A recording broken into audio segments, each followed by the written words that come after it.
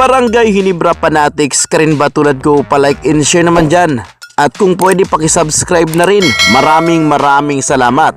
Barangay Ginebra fans mapapatalon sa tuwa sa balitang ito. Sa ngayon ay todo ensayo at pinaghahandaan na ang Rain or Shine. At nakakatuwa rin ang paghahanda ni Coach Tim Con, Justin Brownlee, sumasama sa matinding ensayo. Yan ang ating mga pag-uusapan for today's video. So mga busing, malapit na nga ang sagupaan ng Barangay Ginebra versus Rain or Shine.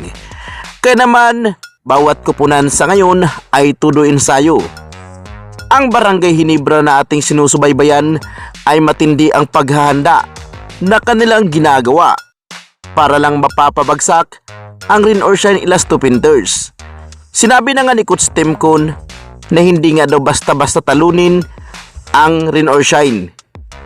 Talaga namang masyadong humble itong si CTC mga boss. Sinabi niya na napakahirap nga daw bakbakan o kalabanin ang Rain or Shine.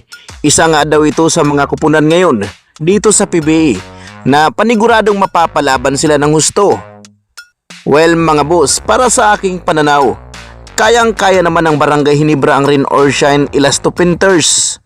Alam naman natin ang Barangay Ginebra ay sanay ito na sumagupa ng mga dekalibre.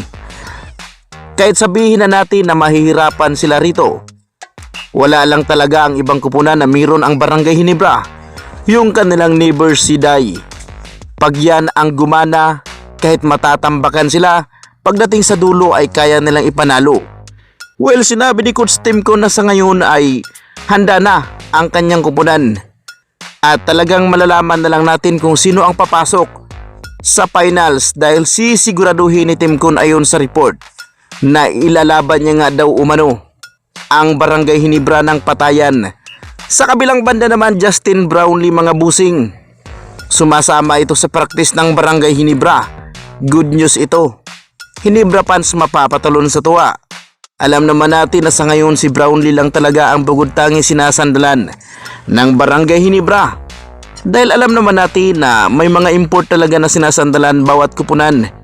Ngunit dahil si GB ang nasa Barangay Ginebra, isa ito na sa napakalaking good news na sumasama ito sa practice na. Yung kanyang injury na iniinda, pinapagpag niya lang ito. Gaya nga ng kanyang sinasabi na hindi niya nga daw iindahin. Sanay nga daw siyang lumaban na may iniindang injury pero hindi niya nga daw ito niraramdam. Sa kabilang banda, nag-ensayo ng todo ang Barangay Ginebra sa ngayon. Lahat ng diskarte ay pinag-aaralan na nila. Handa na ang bawat kupunan, lalong-lalo na ang Barangay Ginebra, kaya abangan natin kung ano ang pwedeng ipakita ng Barangay Ginebra, kaya tutukan natin.